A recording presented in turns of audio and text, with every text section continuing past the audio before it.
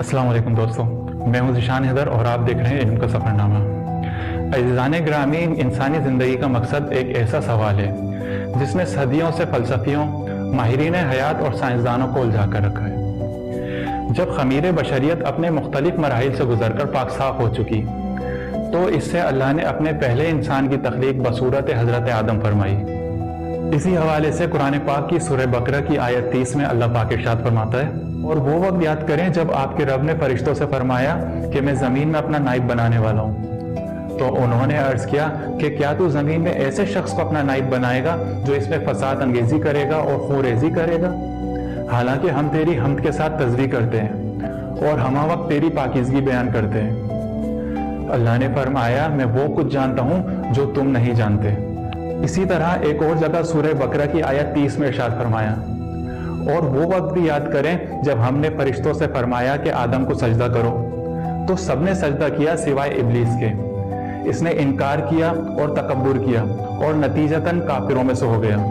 عزیزان گرامی، فرشتوں کا یہ خیال ظاہر کرنا کہ یہ زمین پر خونریزی اور فساد انگیزی کرے گا، اور ابلیس کا حضرت آدم کو سجدے سے انکار کرنا وغیرہ، اس بات کی نشاندہی کرتا ہے کہ ان کی نظر انسان کی تشکیل کے ابتدائی اور دوران مراحل پر تھی۔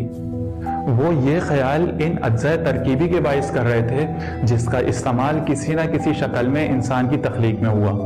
وہ مٹی کی کثافت اور آگ کی حرارت کی طرف دھیان کیے ہوئے تھے۔ ان کی نظر مٹی کی اس جوہری حالت کی طرف نہ تھی جو مصافی ہو کے سراسر کندن بن چکی تھی۔ مٹی کی حالت اپنے تکمیلی مراحل سے ہو کر اب اس قابل ہو چکی تھی کہ اس میں روح الہی پھونکی جاتی۔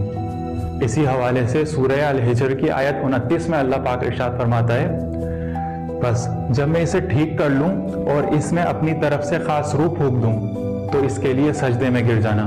چنانچہ انسان کی اس جوہری حالت کو سنوارا گیا اور حضرت آدم کو تمام اشیاء کے اسماء کا علم عطا کیا گیا، تب جا کے انسان موجود ملائک ہوا۔ عزیزان گرامی، حضرت آدم کا جنت سے زمین تک کا سفر ایک الگ بحث ہے۔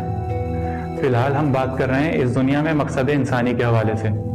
انسان کو اس دنیا میں بھیجا گیا تاکہ وہ اپنی آخرت کو بنا سکے، لیکن انسان اس دنیا کو ہی اپنا سب کچھ بنا بیٹھا۔ یہ دنیا آخرت کی طرف جانے کے لیے محض ایک راہ گزر ہے۔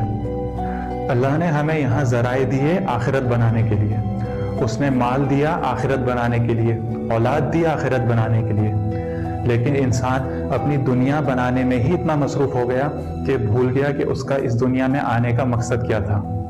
قرآن پاک کی سورہ الزاریات کی آیت 56 میں اللہ ارشاد فرماتا ہے، اور میں نے جنوں اور انسانوں کو اس لیے پیدا کیا کہ میری عبادت کریں۔